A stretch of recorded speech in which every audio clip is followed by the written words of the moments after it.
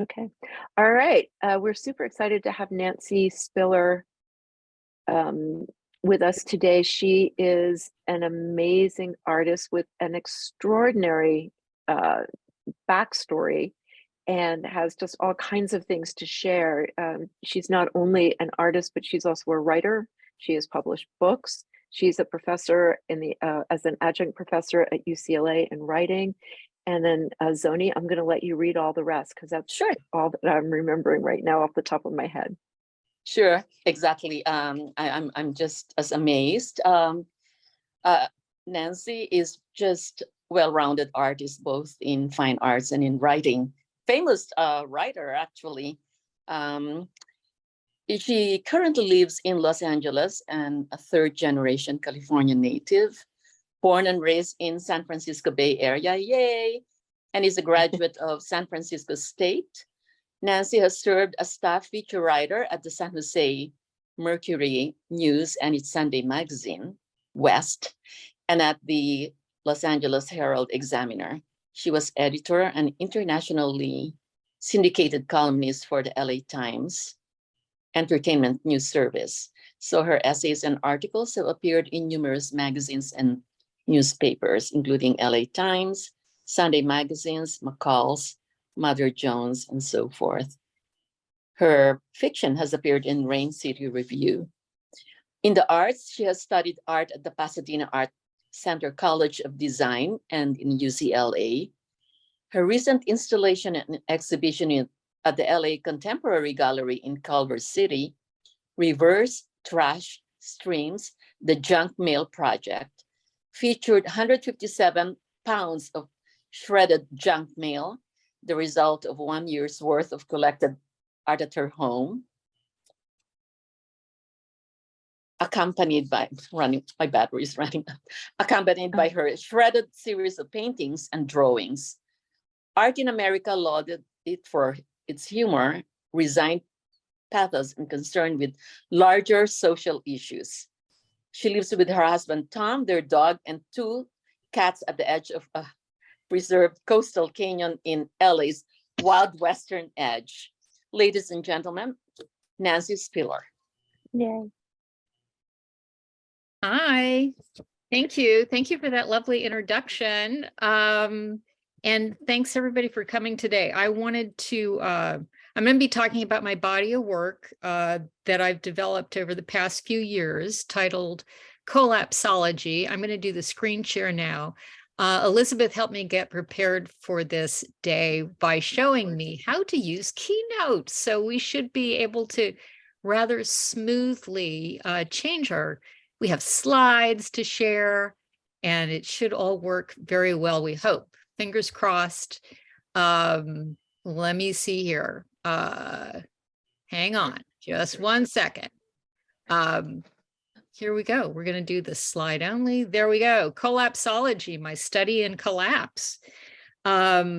So it's a body of work that I've developed over the past few years titled Collapsology, which I really expanded on during an artist residency month last February in Port Townsend, Washington, and exhibited this past November. Can everybody see this? We're sharing the screen. Okay. Yes, yes. Terrific. And this is my statement, my collapsology statement from my exhibit that I did this past November. I can read it to you just quickly. Collapsology represents my studies in collapse. These drawings and paintings began with a crushed metal basket found on a Southern California beach. It became a metaphor for life challenges, a meditation on personal catastrophes. In February 2022, it took on greater meaning during a months-long residency in Port Townsend, Washington. I'm not going to, because I'm going to cover this basically with the slides and things. I won't read the whole thing for you, but I just wanted to also share that collapsology is the term for the science of studying collapsing civilizations. And it's a word that was coined in 2015 by French authors of an article titled "How Everything Can Collapse in Our Times." So I just felt that not enough people know the term in our country, and I'm hoping to raise awareness. And my study in collapse began with Oh boy, I didn't. I'm so sorry. I Right. thought I moved my crushed basket to this spot. Can let me see if I can just pull this up instead. Let me get you over to the crushed basket image. I had moved it. I did not move it to the right spot. Sorry about that. Well, and maybe it's just gone entirely. Well, the mystery will continue then. Oh no, here it is. Here it is. Sorry. This is the crushed basket that I found few years back on the beach in Oxnard, and which I think of as a collapsed bicycle basket. And it spoke to me at that time, and I hung on to it. And then the pandemic hit, along with other life challenges, and it was suddenly speaking louder to me. I started drawing it over and over and exploring it as a meditation on and a metaphor for personal collapse.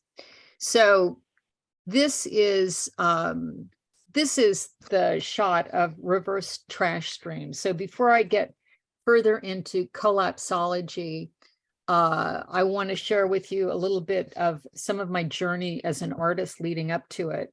I think of myself primarily as a writer. As Zoni had mentioned, I was a journalist on staff and freelance with newspapers and magazines, and I still practice journalism at times, but I've also been a visual artist my entire life.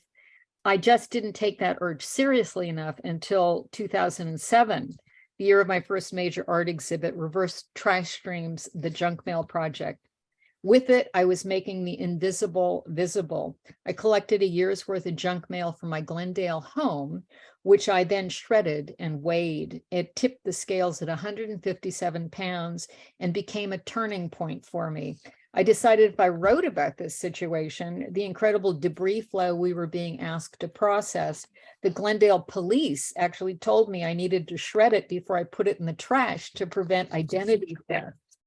I lived in a house with 7 flights of stairs. So I was supposed to carry it up, shred it, then carry it back down.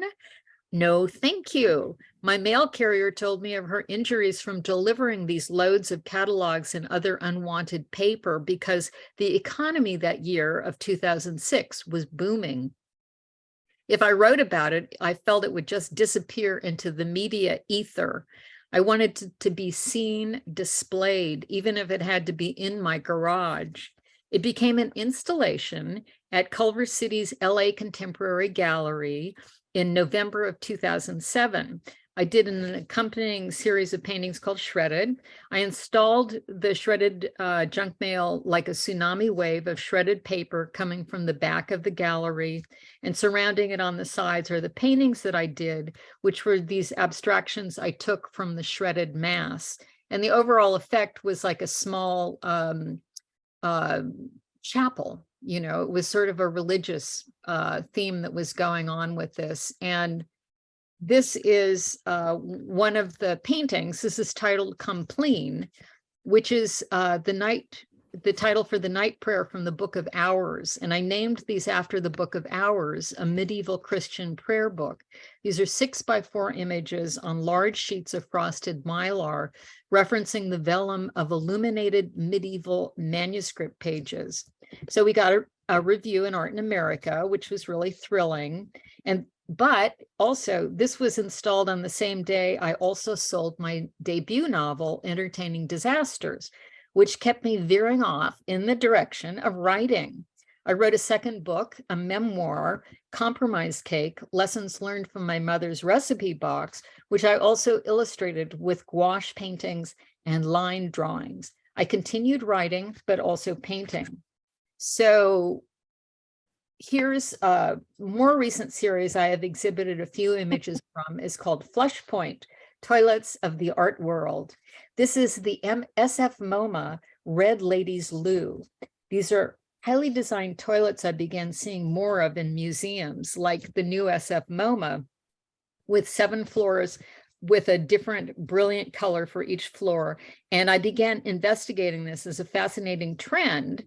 Then I soon discovered a global tsunami of human waste threatening the planet. Bill Gates has made waterless toilets for undeveloped countries a top priority for his foundation. And then the irony here is this posh toilet is waiting for museum goers while the streets of San Francisco are dumping grounds for the homeless. The UN has called the streets of San Francisco a health threat on par with medieval Europe. The mayor has established a poop patrol for reporting deposits. With Flushpoint, I'm asking viewers to look at what we've always been told to look away from. And this is another image. This is another painting. This is of a toilet in the private collection of Shara Schreier. It's in the powder room of her San Francisco residency. She has 5 residencies, I believe. The designer of the space told me it's a highly reflective stainless steel toilet like those used in prisons. He added a lid. The lid reflects the room's wallpaper by transgressive artist Robert Grober, a repeated image of an African-American being lynched while a blonde white man's head sleeps on a pillow. In this series, I've also done a painting of the Whitney's gold toilet, which apparently may have been melted down. Thieves took it, stole it from a British exhibit and may have melted it down. So it may no longer be in existence. So anyway, the list goes on. But to get back to collapsology, well, this again is the basket that I used for my collapsology work. And this is one of the first images that I shared.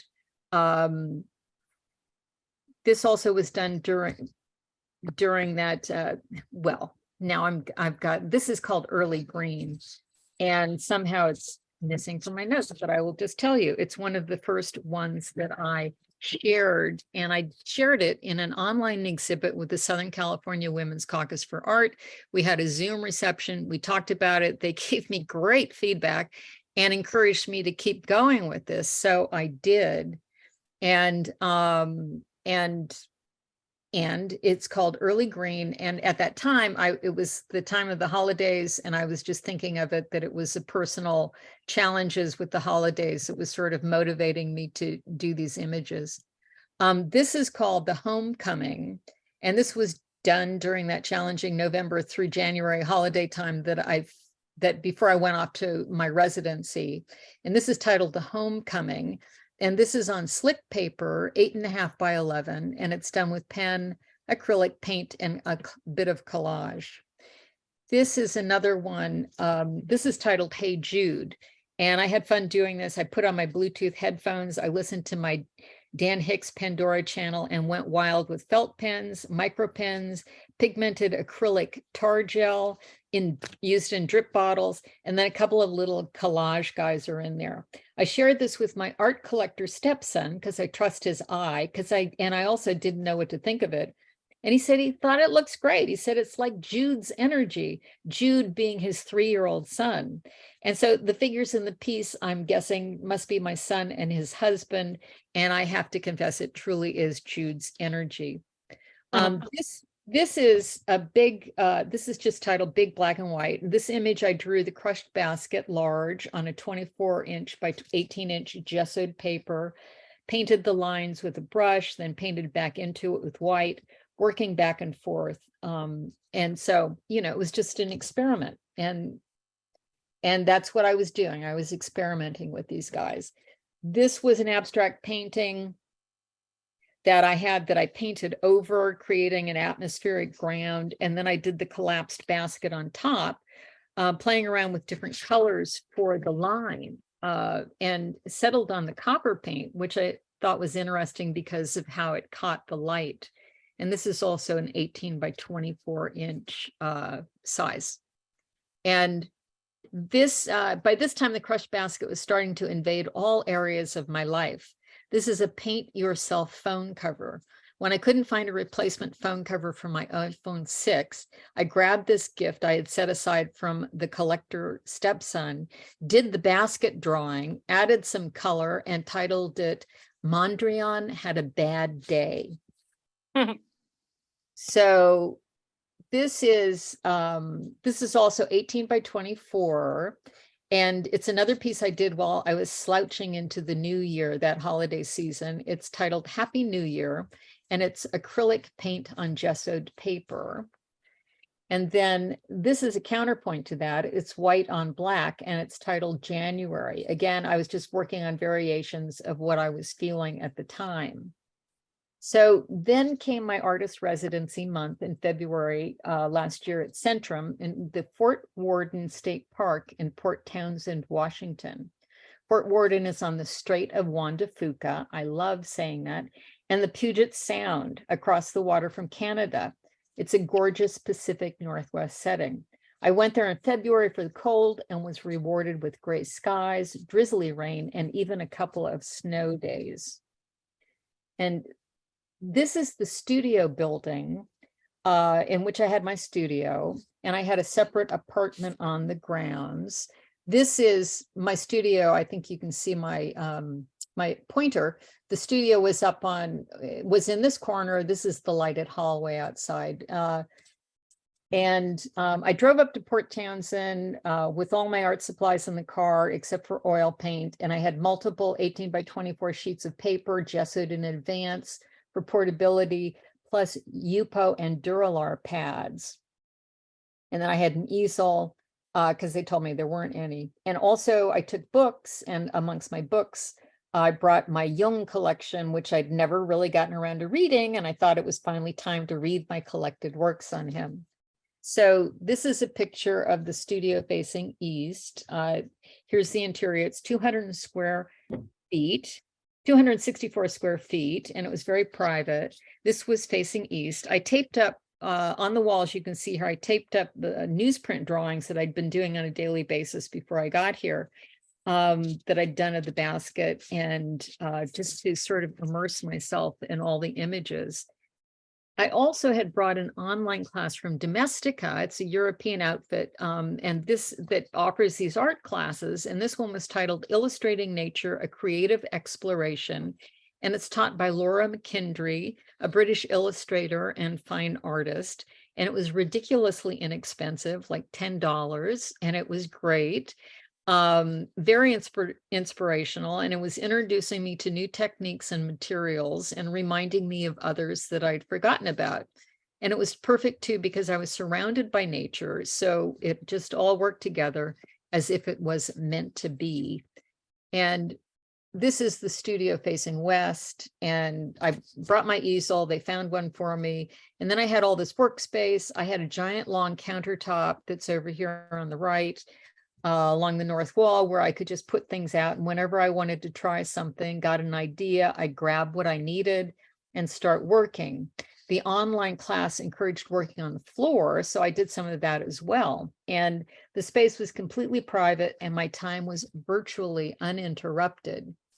And so I wanted to share with you, I got to see the William Kintred show at the Broad just this last week, and I pulled this wall text from his about his studio work. And I love this quote from him about the studio, which really hit home to me after I'd had this experience with the private studio for a month. The studio is an enclosed space, both physically, but also psychically, an enlarged head. The pacing in the studio is the equivalent of ideas spinning around in one's head, as if the brain is a muscle and can be exercised into fitness and into clarity. And after my Centrum time, I really got the sense of the studio as a sacred space to be protected from interruptions. On February 2nd, during my residency, the second day of my residency, I also read in the Writer's Almanac, which I adore, that it was Gertrude Stein's birthday. Their quote from her was, "There ain't no answer. There ain't gonna be any answer. There never has been an answer, and that's the answer." So that helped me set aside any goals for my time there, other than to explore my materials, my ideas, and my surroundings. So this is one of the early things I did. It's graphite and pencil on Yupo. I explored the crush basket from different angles, such as this. It's on sheeted plastic material. It's 14 by 17 inches. And also in there, I think there's a ghost of some white chalk. This is playing around with mark making, inspired by the online course, printing with strange objects and cotton balls and using ink washes and full strength ink, experimenting with different strengths and splashes. And then I did the basket on top of that. And it was just a process of seeing where it could go. And there's 2 different colored inks. There's a walnut colored ink and then the black ink in there. This is an early surprise to me. I did it on gessoed paper. This is Conti crayon, red and black and white chalk, and some mark making with ink wash. Then I came back the next morning and looked at it in the studio, and I thought it looks like cave art. So to me, it became the collapsed caves of Luscaux.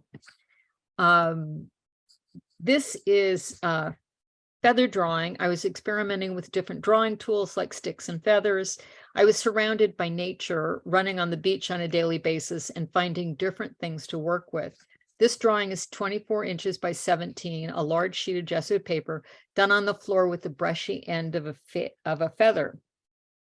I will mention that Centrum itself was set in Fort Worden, a World War I and World War II military fort that is now a state park. Apparently, it never saw any military action, but the surrounding hills are filled with huge concrete bunkers to watch the Puget Sound and protect it and Seattle from invasion.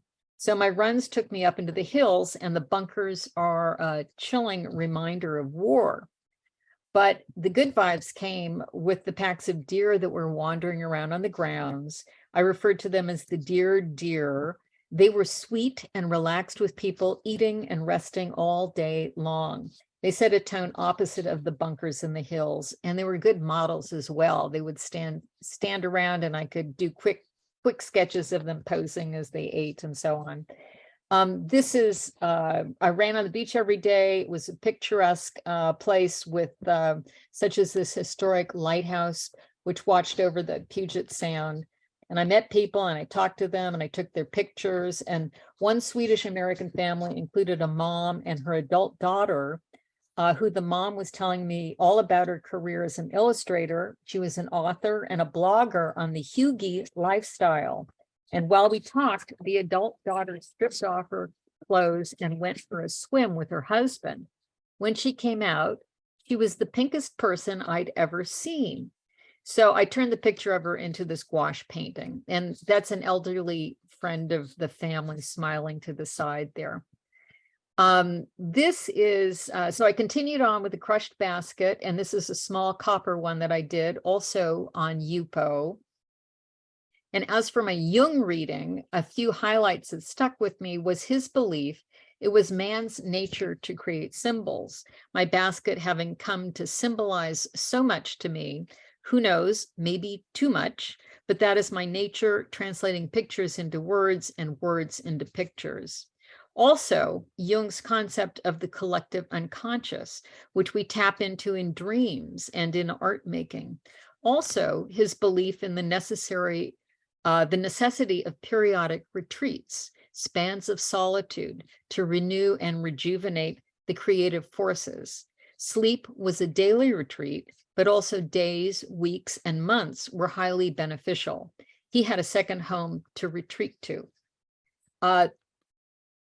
This drawing is also on Yupo, and I titled it Growler Jet because the war was just starting in the Ukraine, and there's a naval base that's close by Fort Worden, and there was a tremendous rumble from these jets that kept flying out of the naval base. I discovered they were Growler jets. They're much, much louder than the previous iteration of warplanes called Prowler jets. The noise is meant to jam the enemy's communications and physically unsettle them. Flying across the Puget Sound, they turn a pastoral last bastion of relaxed living into an unnerving experience. Combined with the World War II bunkers, it's a dark picture. This drawing is done on Yupo. I did the background in water-soluble colored pencils on top of cardboard, which lent a wavy pattern to it. And at that time, I felt it was too much, so I went back in and I wiped out areas and arrived at this place. And this final one reminds me of Lee Bontecue's early wall pieces that were like war machines in the 1950s. Post was the Korean War at that time. This is called Bruised. It's on gesso paper with water-soluble pastels, which are a material the online painting course introduced me to. And they just happened to stock them in Port Townsend's little art and stationery store. The colors are vibrant and fun to play around with. And I wiped away at areas with a wet cotton ball or paper towel. I liked the faintness of this, and it looks to me like a bruising. This this one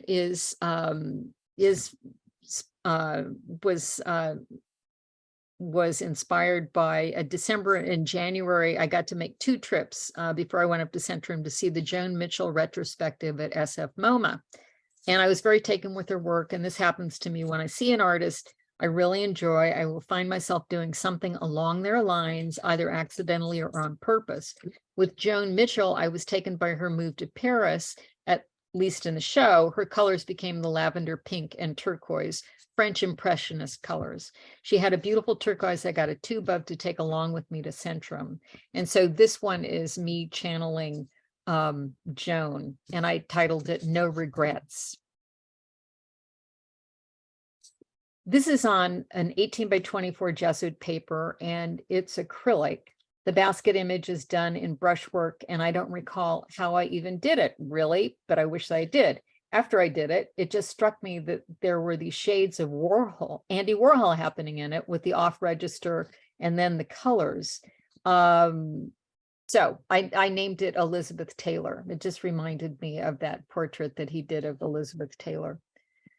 This one is just another one I was playing around with with these water soluble pastels.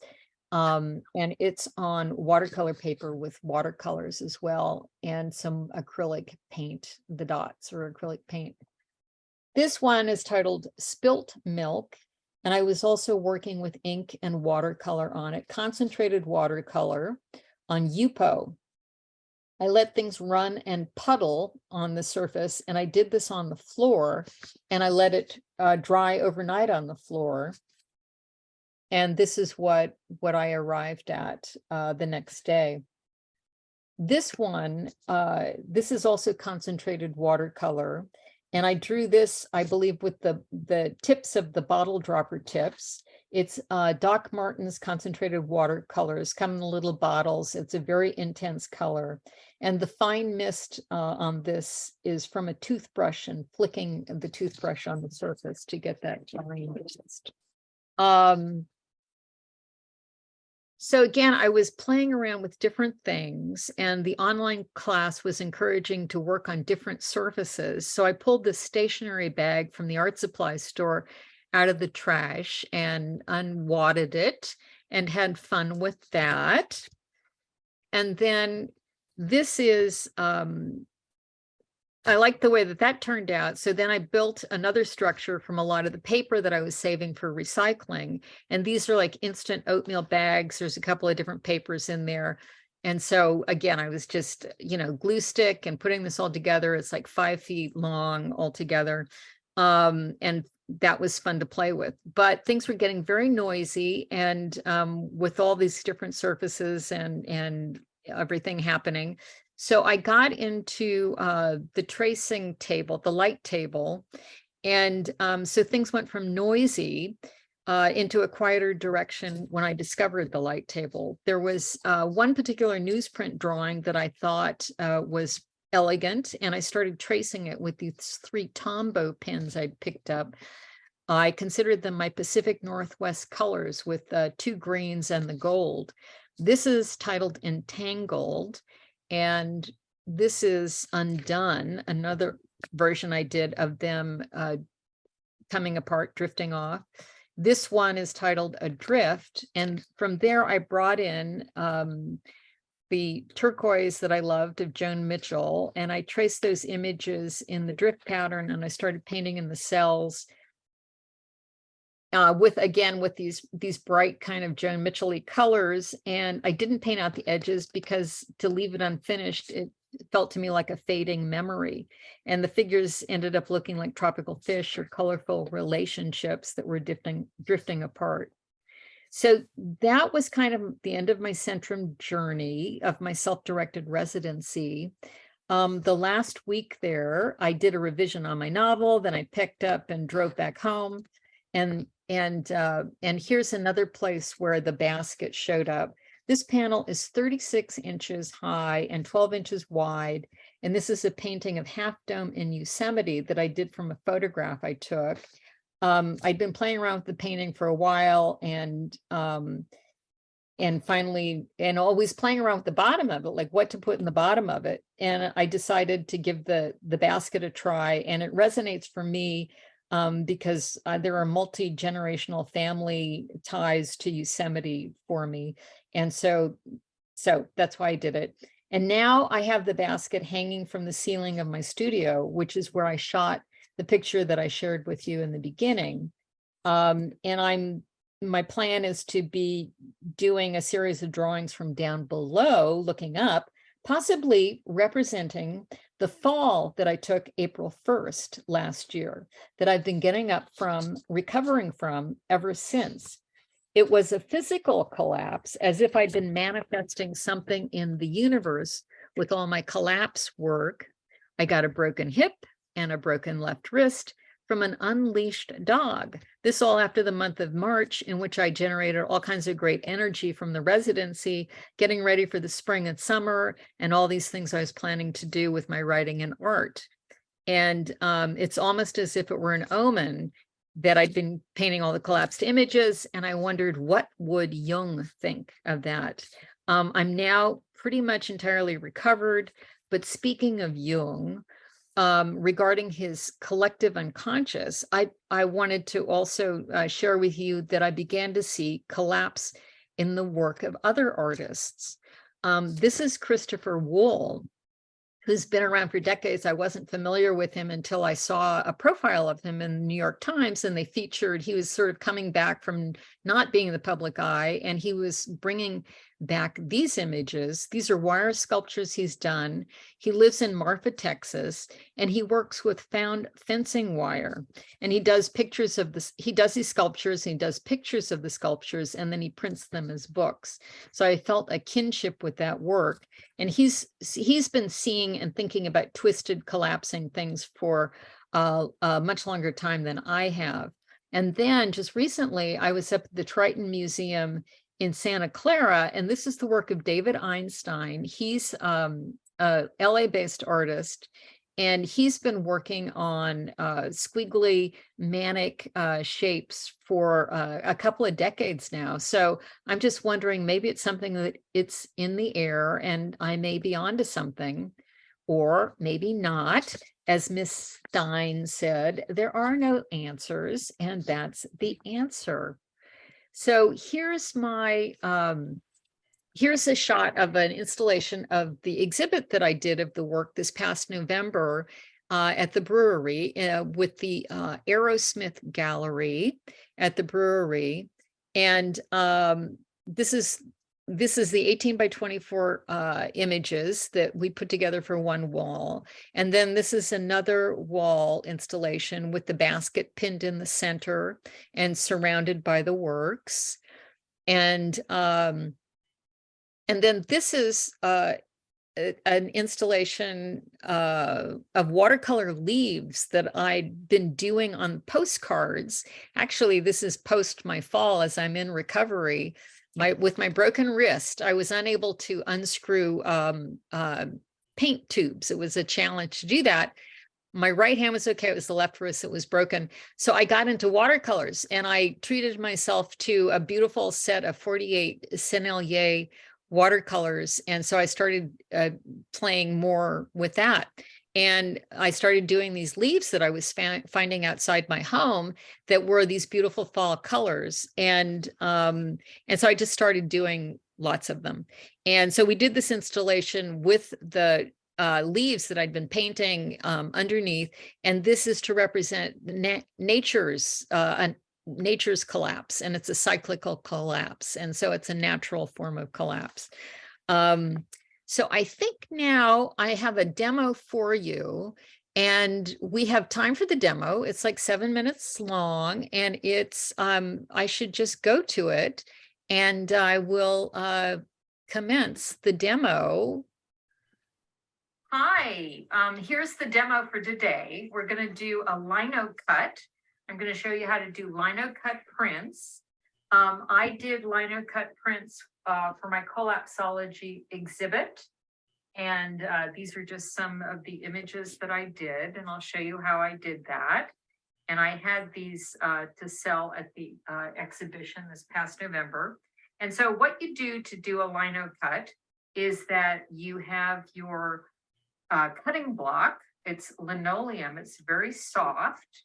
And you're going to cut into this, and then you're going to be inking up with the roller and then doing that. And you're going to be cutting away on the linoleum with these different nibs, cutting tools, and they're different widths here.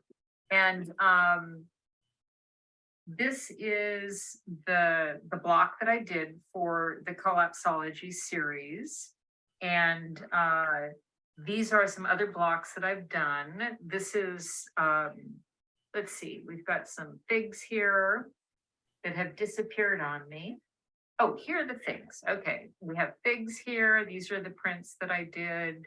I also have the seed pods that I did a drawing of, and these are the prints that I did for that. I just worked up watercolor in the background and printed over that. So it's a fun thing to do, and a very, so many different ways that you can play around with it. I'll also show you, this is a test printing that I did with the Collapsology image. And I just, worked up these backgrounds, and then I did the printing on it, and it makes for, a piece that is kind of nice just all on its own. So here we go.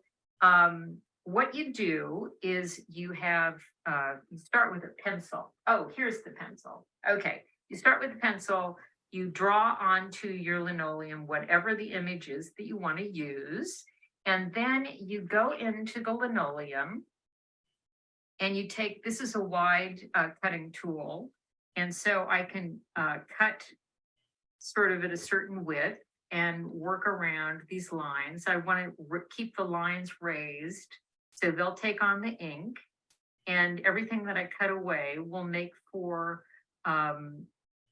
make for the white space. Like this is the white space I've cut away here, and you see on this particular image that I just did, this all got inked up. This was all non-inked.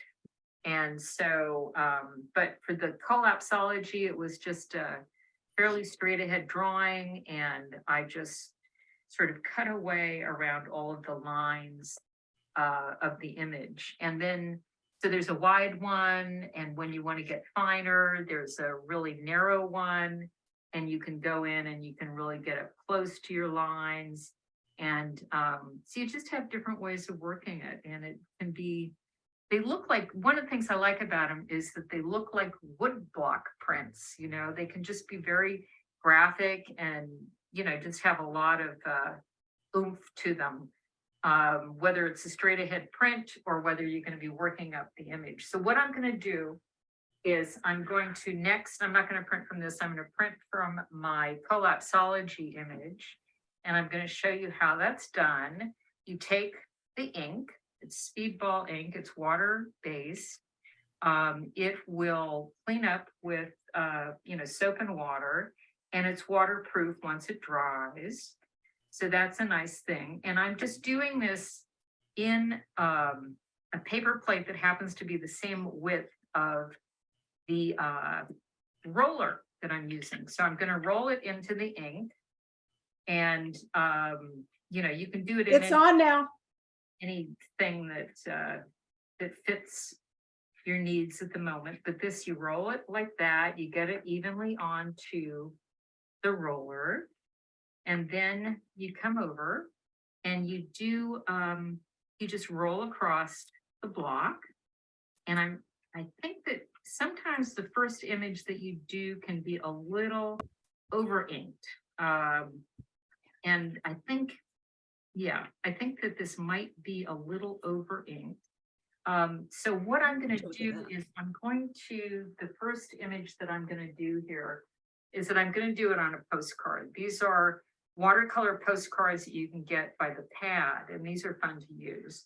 And so I'm going to do that, and I set it down onto the block, and I line it up there and get it as close as I can to fitting exactly over. And then I take the brayer, which is this fun little thing that has a little handle on it, and you just roll around like that and hold it in place as you roll around, and just put pressure on the paper onto the block. And now we're going to take it on and see what we have. Okay, that didn't come out as clunky as I thought it was going to come out. So that's one, and I can go back in after this dries. I can go back in with watercolor or with acrylic paints and play around with that. But the other one that I wanted to show you, so I'll just ink this a second time, and I want to print onto a piece of paper that I have worked up. So we just roll it again. And this is a piece of handmade paper, and I worked it up with paint, and I've collaged some pieces in here. So now I'm going to put this over here, and I'm going to line it up, and then I'm going to get my trusty brayer, and I am going to just do the brayer thing on the back and do it all around. Make sure you get it in the middle and all the sides and all the corners. And then voila, we will see what we have. Okay, well, all right, you can see the image in there. It's not quite as clear as certainly as that one, but it's still kind of interesting. So that's it. That is our demo for lino cut prints. I hope you enjoyed it. Thank you so much. Okay, so that's my presentation. Did everybody stick around for that? Or Oh yeah, no, that was great. and so Do you- yeah, I guess if we have time, I could, open it to questions if people have any questions. I have a question. I missed the very first part of it. We had internet problems. Do you put gesso on both sides of your paper? No, I only do it on one side, but I do a couple of layers. I do like four. I think I was doing like 4 layers of gesso on the paper. Okay. Yeah. Great. Yeah. Size is typically 18 by 24, or do you go larger? I haven't gone larger with the paper. I've gone larger with, with canvases and cradled boards and things, but I haven't gone larger with the paper. I've seen people go really large with paper by putting together sections, 18 by 24 or bigger, and getting mammoth sized ones. I can't think of the name of the Italian artist who works in watercolors, but he's done that.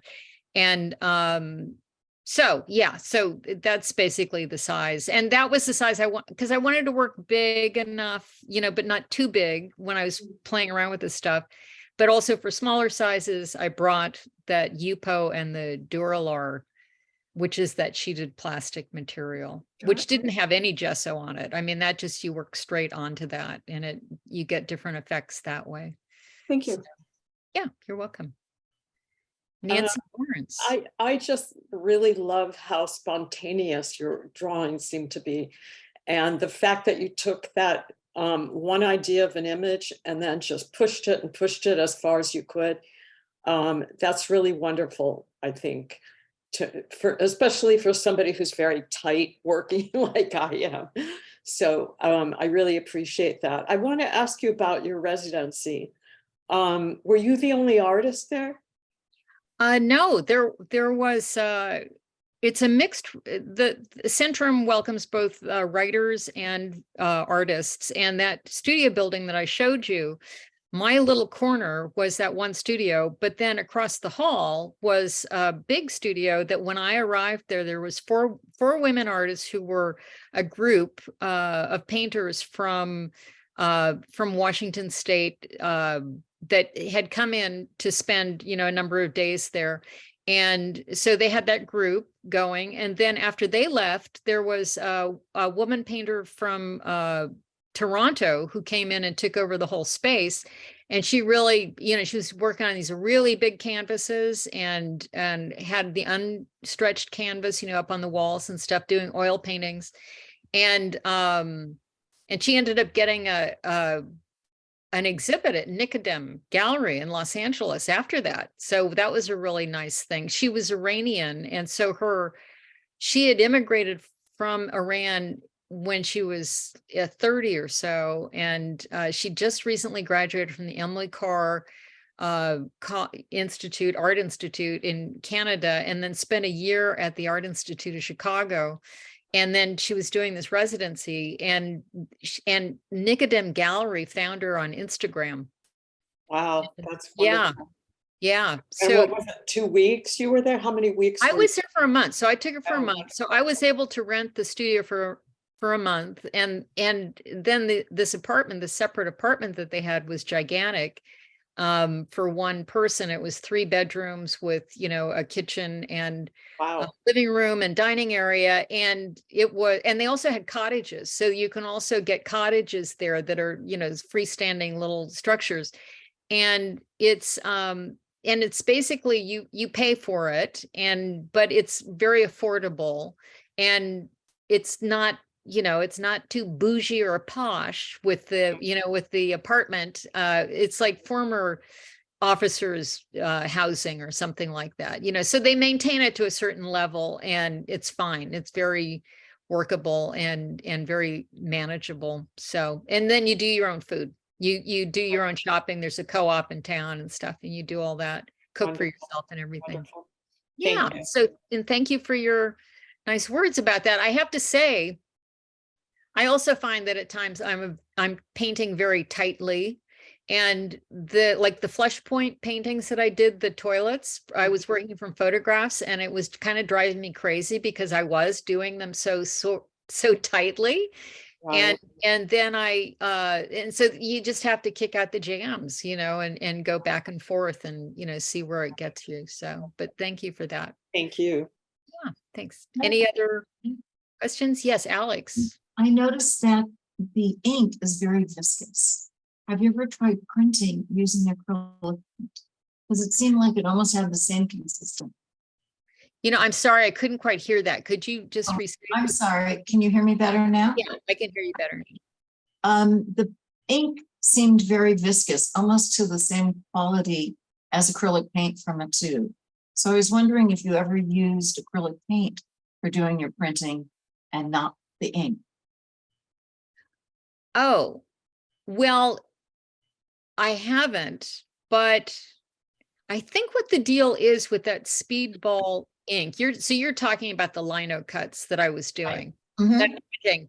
What happens with the speedball? They call it ink. It doesn't dry as fast as acrylic paint.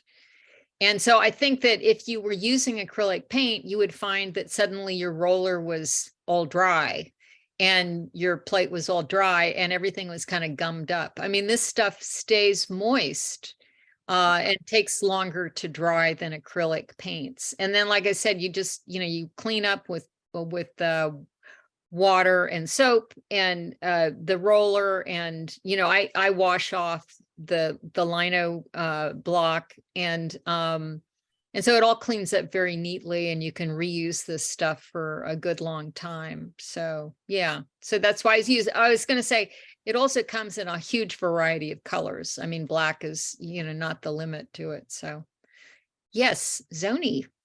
Quick question on the okay, the lino. I know you mentioned papers that could be used for the impressions. Did you mention canvas and wood? Are those also good ones to paint on when you apply the lino? Oh, to print onto? Yes. Definitely print onto it. I mean, you could. I I just did not thought of doing that. I was using this handmade paper, and I was just playing around with that postcard size. So you can actually send those guys through the mail, which I have done that, like with the fig dish and the seed pods that I did. And so that's why I was doing it. And I will mention the handmade papers. I didn't make them myself. I got them at Hiromi Papers here in Los Angeles. I don't know if people are familiar with them or not, but yeah, I made a trip over there and found a wonderful variety of, different things to play around with. I mean, I was familiar with Hiromi before that, but this was really a lot of fun to do the collapse thing on that really kind of nubby, clunky looking handmade paper and postcard size. So that was cool. Any other questions, comments, concerns? And I want to thank Dellis for this. Dellis is in the Women's Caucus for Art. And I gave this first talk that I gave about this was with the Women's Caucus for Art. And that was before I was had the broken hip, and before I signed up for that before the broken hip. So it was like by June when I gave that, I was out of the wheelchair by then. And anyway, gave the talk, and then Dellis recommended me for this. I didn't know Dellis here today. So anyway, that's Oh yes, I had to hear you. I mean, I'm actually up in San Francisco now. So when you were talking about it, I'm like, oh hey, I'm in your stomping grounds. I've got an opening up here in Pacifica. So I thought the group would love to hear about your process and the whole experimenting and all of that. So I had to recommend you to the group. Thanks for the recommendation, Dallas. Yeah, You're very welcome. Thanks so much. Yeah. I do have one more question. Took me a while to get unmuted here. Okay. So Nancy, when you're working with speedball paints, they're water-based traditionally.